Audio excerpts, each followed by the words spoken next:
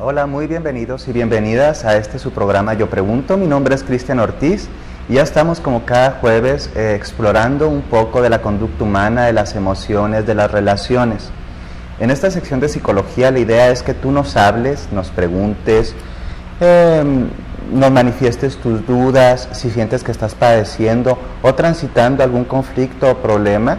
Si bien no sirve como un consultorio esto, podemos darte una impresión y posteriormente canalizarte a alguna institución especializada.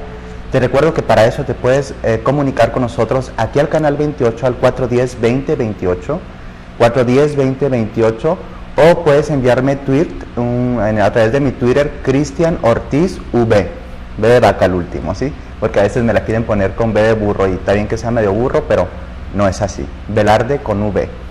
Y en esta ocasión me siento muy complacido y muy honrado de tener a una compañera y un compañero que vienen a traernos enfoques muy nutricios, muy diferentes acerca de la psicoterapia y sus abordajes. Y me gustaría empezar pues como se dé, primero con las damas, ¿sí? Ella es Margarita Chavira, es psicóloga familiar y de pareja y viene del Instituto Regional de la Familia. Muchas gracias por estar aquí, Margarita. Gracias. Muchas gracias. Y tenemos al maestro Roberto Córdoba, que él es presidente de la barra de psicólogos, de psicología, del Colegio de Psicólogos aquí en nuestra ciudad de Chihuahua, y realmente es un honor tenerlo aquí. Estamos con autoridades, así que nos vamos a portar bien. Muchas gracias. Muchas gracias, Roberto, por estar aquí. Gracias. Y antes que nada y antes que todo, ya tenemos las líneas abiertas, 410-2028, 410-2028, y hoy nos vamos a focalizar a trabajar un poquito más la temática de las relaciones de pareja y las relaciones de familia. Si bien habemos un montón de tipos de psicólogos, ¿sí?, de muchas corrientes, como ahorita estábamos hablando, existen abordajes especializados en el tratamiento de los conflictos, situaciones o incluso patologías familiares y de pareja. Para eso, pues, hay que empezar con la especialista, en este caso, Margarita. ¿Nos podrías platicar más o menos qué es esto de la psicoterapia de familia y la psicoterapia de pareja, y desde qué abordaje teórico tú haces tu intervención? Sí, gracias. Pues gracias por la invitación primero, Cristian. Un honor que estén aquí. Mira, yo creo que la palabra psico a lo mejor crea un poco de ruido, porque se pensaría que solamente estamos hablando del aspecto mental. Así de es. las relaciones. Y bueno, las relaciones humanas pues van más allá que solamente el aspecto psicológico, también implican todo el ser humano como tal, su comportamiento, sus emociones, sus relaciones. Desde mi formación como terapeuta familiar y de pareja, parto de la idea de que los seres humanos nos construimos en relación con otros, y las ideas que los demás tienen de nosotros y la construcción que los demás hacen de nosotros contribuye a la imagen que nosotros creamos de nosotros mismos. Algo así como si nosotros fuéramos el resultado de las vinculaciones, de las relaciones, de cómo hemos sido tratados y cómo hemos tratado en el mundo. Así ¿sí? es. Que es un poquito diferente a muchos otros enfoques que nos dicen que nacemos con una cierta carga, podríamos llamar una predisposición genotípica, ¿sí?, caracterológica, y que posteriormente vamos desarrollándonos, pero básicamente somos lo que somos. Entonces, algo interesante de este enfoque es que nos dice: nosotros nos construimos a partir de las relaciones, las experiencias y las vinculaciones que hacemos. Así es. Y esto es algo bien interesante, porque a partir de ahí nos conocemos. Cuando uno se empieza a preguntar, bueno, ¿yo de qué familia vengo? ¿Cómo fue mi entorno infantil familiar? ¿Quiénes eran mis padres? Y generalmente en muchos enfoques psicológicos ahí encontramos grandes respuestas acerca de lo que nos está pasando en el aquí y en el ahora. Así es. Entonces nosotros, cuando observamos a un individuo, lo observamos en contexto. En contexto. Es decir, quién es él a partir de las relaciones y los vínculos que ha establecido. Cuando observamos a una pareja, es quiénes son ellos en este contexto, en este momento histórico y en esta relación. Para nosotros el comportamiento humano está relacionado con la experiencia, pero también con el momento actual histórico en que esa persona vive y concibe el mundo. Yo, por ejemplo, tengo que entender cuál es la manera en que una pareja construye su idea de pareja. Claro. Cómo esa idea de pareja lo constituye a ellos en una relación. Por ejemplo, yo a veces les comento cómo en épocas en donde las mujeres, por ejemplo, que estudiaban, eran vistas como alguien poco cuerdas porque no desarrollaban su matriz adecuadamente. Claro. Por ejemplo, en esa época, una mujer, una buena madre y una buena esposa, pues no tenía que tener acceso a ningún libro para poder dar en una relación de pareja pues una buena madre, esposa, etcétera.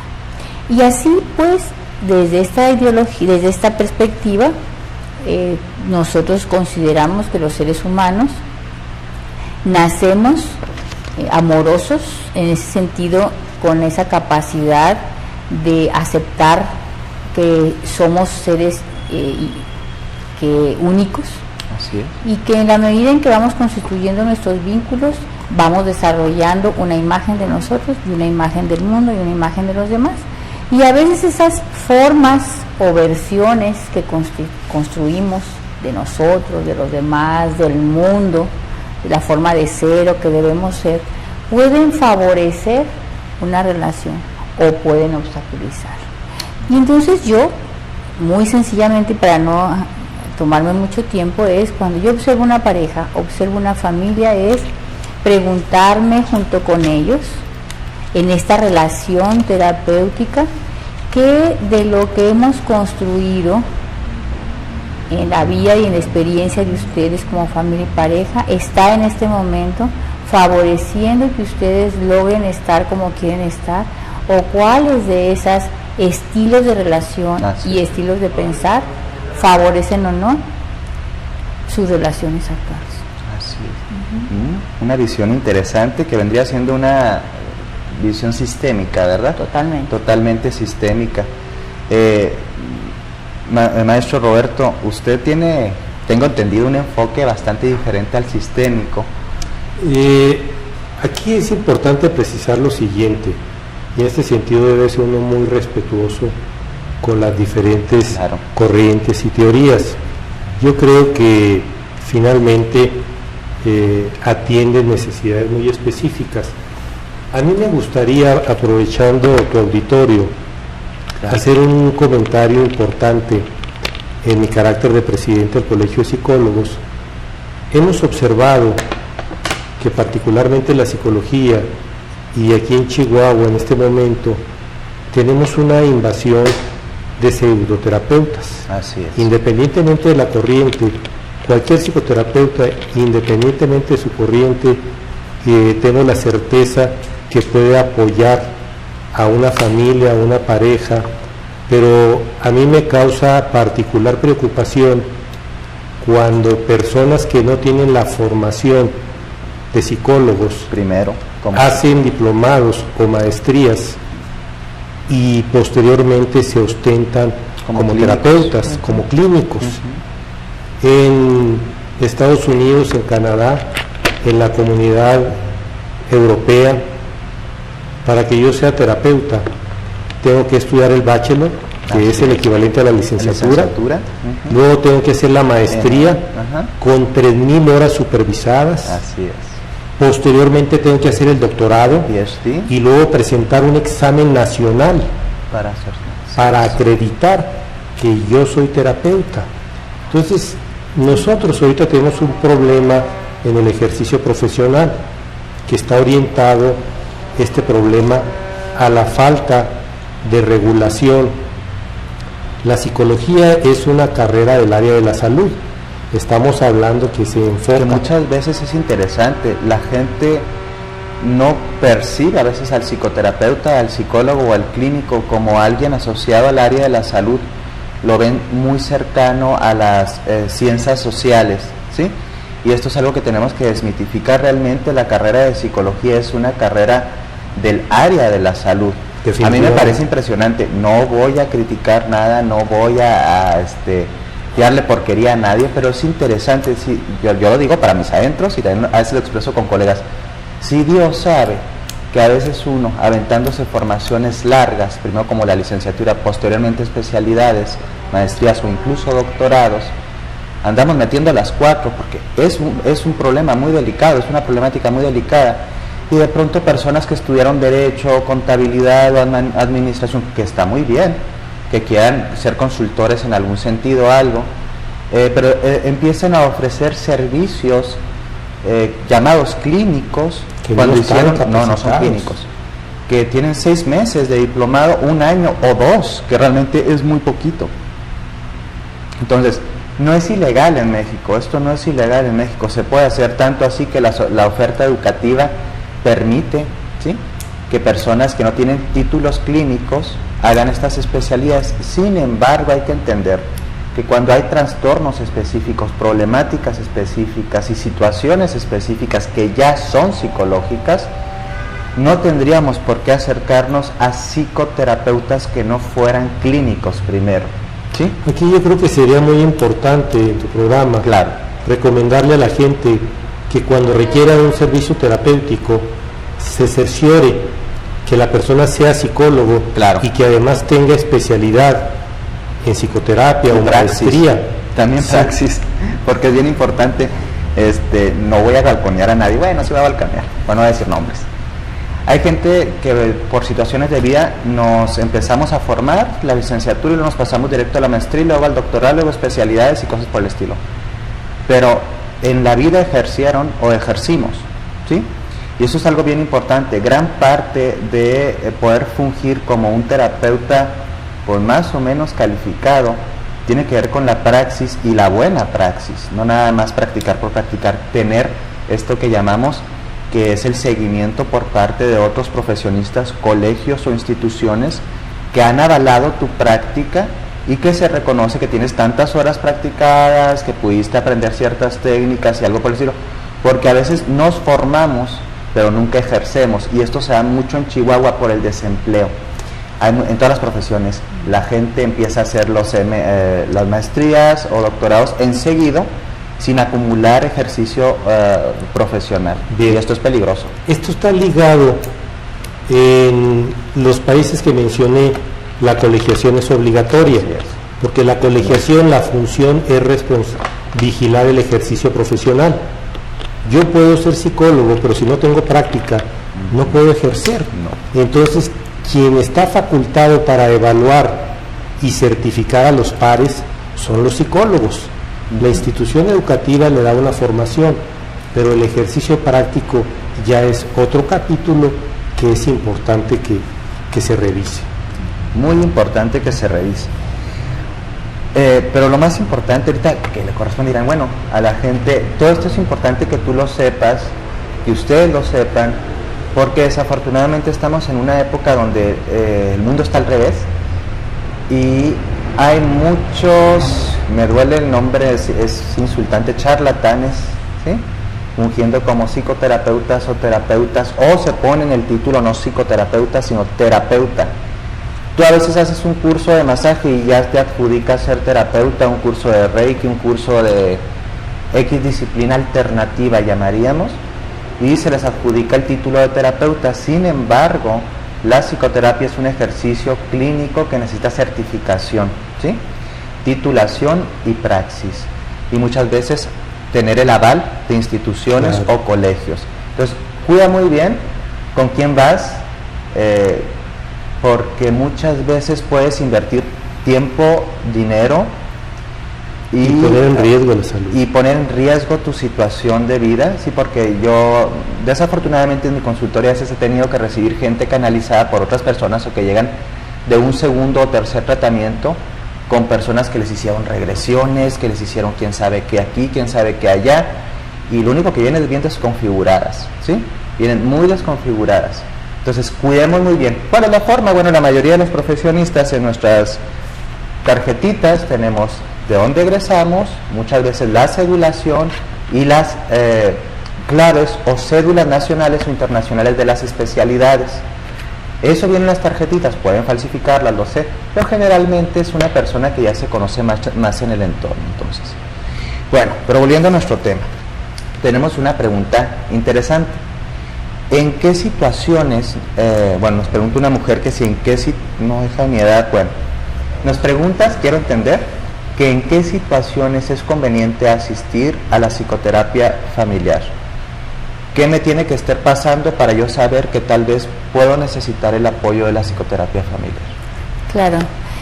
Mira, la terapia familiar es recomendable cuando hay una situación en las relaciones de la familia, conflictos en las relaciones familiares, dificultades para regular comportamientos en los niños, dificultades en las relaciones con los adolescentes, dificultades en las relaciones de la pareja.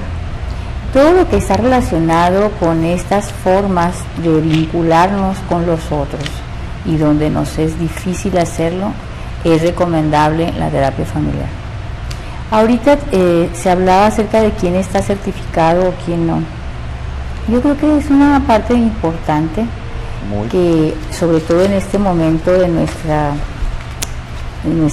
actual globalización, o sea, vivimos en un mundo globalizado, por lo tanto, cada vez más tenemos que compartir esta transdisciplina, que ya no es una multidisciplinaridad. Que no tiene nada de malo en sí mismo, porque aquí van a decir las personas que me conocen un poquito. Yo, aparte de ser psicólogo clínico, soy terapeuta holístico. Claro. Sí, pero no hago chile con mole, o sea, finalmente hay disciplinas dentro de la psicología que combinan muy bien con corrientes transpersonales alternativas o con estas visiones que podríamos llamar integrativas del ser humano, pero que también requiere hacerla con una cierta forma y función. Claro, a lo que me refería es que estando en este momento actual, en este mundo globalizado, se ha visto la necesidad de conjugar y conjuntar diferentes perspectivas.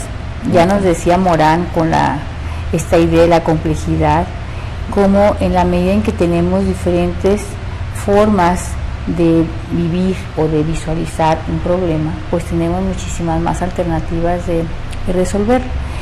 Me refiero a esto porque precisamente un ser humano es tan complejo que no hay ninguna disciplina que pueda decir que responde a las necesidades o demandas de un ser humano. Así es. ¿A qué me refiero con eso? Una persona puede estar padeciendo un trastorno que está catalogado dentro de una clave con un nombre, ¿verdad? Y que tenga un nombre psicológico o psiquiátrico y que esté estipulado en un glosario o en de términos psiquiátricos psicológicos. También esa persona aparte forma parte de una relación de pareja. Aparte está en un contexto histórico y respondiendo a una demanda social. En fin, son muchos aspectos que componen al ser humano y que en el caso de la terapia familiar su especialidad es abordar precisamente esos aspectos de la relación, tener la suficiente visión como para identificar cuando aparte y complementariamente a la terapia es importante que uno o dos de los miembros de una familia puedan ser atendidos, por ejemplo, por un psiquiatra, puedan ser atendidos por un médico. Me voy a referir a lo muy común, el trastorno muy sonado de hiperactividad. Pues a lo mejor ahora es muy válido que un niño pueda recibir durante un proceso de su desarrollo un medicamento y tener claro cuáles son aquellos indicadores de su comportamiento que pueden dar cuenta de su trastorno o de sus limitaciones. Sin embargo, la terapia familiar contribuye a que ese diagnóstico y ese padecimiento que el niño pueda tener no se convierta en un impedimento para su funcionamiento y la familia pueda no solamente limitar, sino estimular y apoyar todas aquellas cosas que están alrededor del niño y que los vínculos le van a ayudar a sobreponerse a eso. Y además que está incluyendo en una escuela que también tiene una forma de ver el problema y de atender. En ese sentido, en la formación en la que yo participo como maestra y en la que me formé, partimos de esa idea. Estamos en un mundo de la transdisciplinariedad, exacto. No multi, si no es que juntemos, sino hay coincidencias en algunos puntos. Trascender los límites de las disciplinas y poder darle a las personas acceso a tratamientos cada vez más humanos y que no necesariamente queden encuadrados en una sola disciplina.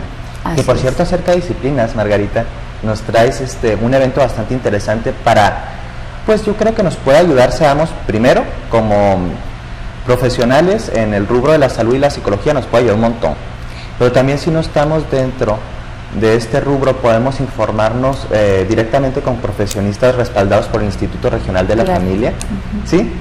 Y me gustaría que nos hablaras un poquito de esto, pero antes de eso vámonos a un pequeño corte, a una pequeña cápsula que se llama Diosa Madre.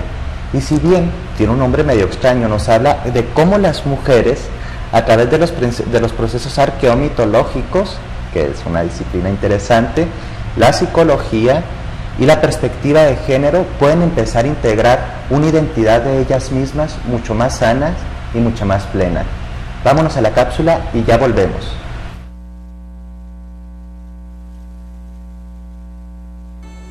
Encontramos que la mayoría del tiempo la humanidad ha dirigido más su mirada hacia la figura de lo sagrado femenino que la figura de lo sagrado masculino, y que realmente tenemos poco tiempo de habernos desconectado de estos procesos de identificación de lo sagrado también en lo femenino. Pero esto todo tiene correlaciones políticas, no meramente religiosas. Es una forma de desidentificar a las mujeres con su propio poder, valía y creatividad. Por ejemplo, encontramos que al ser un hombre dios o un hombre patriarcal, ¿sí?, un dios patriarcal, pues las mujeres no pueden tener una identificación psíquica y profunda con esta figura, y por lo tanto se justifica un montón de relaciones de género donde los hombres tendríamos que estar por encima de las mujeres.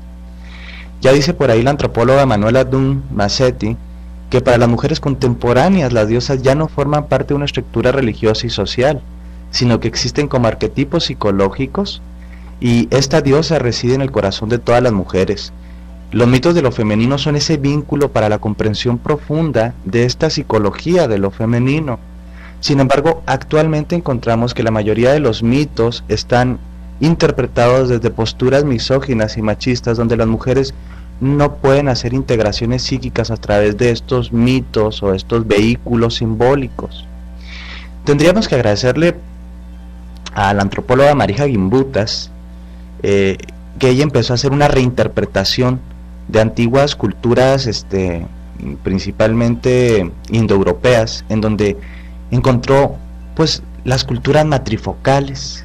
Ella tenía una cierta visión feminista de la historia que permitió hacer una serie de estudios en donde empezó a estudiar algunas culturas pre-indoeuropeas o de la vieja Europa, donde ella decía que estaban regidas por un sistema social equilibrado. Estas sociedades pacíficas están sustentadas en la agricultura y rendían culto especialmente a las diosas de la fertilidad, diosas del nacimiento, diosas de la muerte, y tenían procesos simbólicos y religiosos que eran cíclicos y entendían pues el nacimiento, la muerte como un devenir continuo que estaba en un proceso, y que ese proceso cíclico pues era la existencia. Actualmente nuestras posturas psicoespirituales acerca de la existencia son un poquito más empobrecidas y hasta cierto punto más limitadas por presupuestos políticos. Entonces, Marija Gimbutas consideraba que este culto a las diosas de la vieja Europa pervivió de alguna forma por las religiones mistéricas europeas y llegaron hasta nuestra época a través de los vestigios del dionisismo, de los cultos eleusinos de Grecia, de los cultos de las matres celtas, de las diosas de la fertilidad germanas, eslavas, bálticas y un montón más. Incluso creo yo que sí es verdad que llegaron de una forma alterada en los cultos marianos o los cultos a la Virgen tras la cristianización y un poquito más en la brujería medieval de Europa.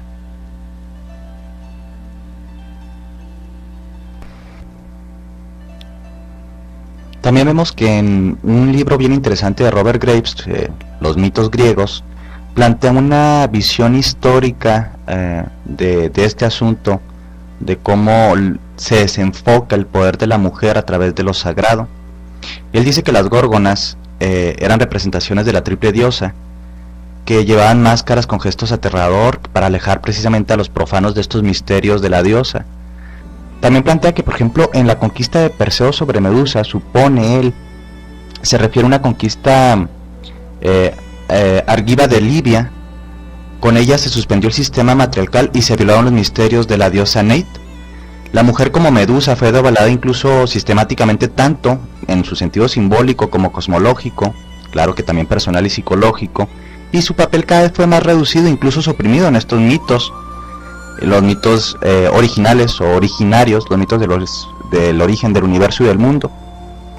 Quizá esto nos permite ir resignificando cómo los papeles míticos, sagrados, simbólicos de lo femenino fueron cada vez en caída por un proceso de acomodo político y social. Sin embargo, si nos ponemos a plantearnos este tema desde un enfoque un poquito más de la psicología profunda, entendemos que gran parte de la naturaleza femenina está patologizada en nuestra cultura. Así lo vemos, por ejemplo, a través del gran holocausto, el gran feminicidio, la quema de brujas, en donde se tomaba esta iconografía de las mujeres brujas para justificar unos crímenes aberrantes. Y realmente la religión no tiene esa función. La religión tiene una función de religar al individuo, a nosotros como seres, con los procesos más sagrados o con el sentido más sagrado. Y si nos preguntamos muy bien si las mujeres están religadas o relegadas de la historia de la sacralidad, es muy obvia la respuesta. Las mujeres han estado sistemáticamente relegadas en la cultura del patriarcado de su propia espiritualidad desde una identificación profunda. Tampoco, desafortunadamente, no podemos negar que existe una realidad de discriminación, desigualdad e injusticia social que caracteriza a nuestra sociedad, a esta sociedad patriarcal, y se sostienen símbolos de lo sagrado masculino que invisibiliza o condena como inadecuados, malditos, demoníacos, pecadores, los símbolos de lo sagrado femenino. Esta reconstrucción conceptual no únicamente nos permite contactarnos con realidades interiores del humano muy fuertes, sino también impactar de poderes sanos, ¿sí?, y de relaciones sanas entre los géneros, desde el ser femenino y desde el ser masculino. Un caso interesante es aquí en América Latina hay una elaboración actualmente de la teología corporificada, y nos desafía a examinar los diversos aspectos de la realidad de las mujeres y su relación con su cuerpo, espíritu, diosa, en donde debemos de considerar que sí se puede hacer esta deconstrucción de los símbolos de lo sagrado patriarcal, no solo para liberarnos como hombres y mujeres, librarnos de toda esta represión, esta subordinación, sino también de estas formas tan normalizadas de violencia sexual y todas estas ideologías que han servido para controlar, encarcelar, desapropiar principalmente los cuerpos de las mujeres e incluso también de los hombres que están fuera de los modelos hegemónicos o heteropatriarcales. Hay que pensar que la equidad empieza en las realidades más sutiles. Si nuestras construcciones simbólicas de lo sagrado femenino son restablecidas, esto podría coadyuvar a una construcción de una sociedad más plena y más sana. Bueno, ya vimos este interesante video, capsulita, que nos habla un poquito de cómo se ha desempoderado la mujer a lo largo del patriarcado. Y para eso, pues es bastante complejo hacer análisis, tenemos que hacer análisis psicológicos, sociales, antropológicos, religiosos. Hablábamos ahorita fuera del aire los compañeros y yo acerca de cómo es necesario empezar a nutrirnos de diferentes enfoques para poder entender la conducta humana. Y no nada más la conducta humana, la experiencia de ser humano, que es algo mucho más profundo. A veces creemos que nosotros estamos mal porque nuestras conductas no convergen o no combinan o no embonan con el entorno sociocultural que tenemos. Sin embargo, no necesariamente esto es una patología, y no necesariamente esto es un problema. Muchas veces lo más doloroso a nivel de experiencia humana es no tanto mi conducta, sino lo que yo experimento, ¿sí?, que está siendo doloroso, que está siendo patológico.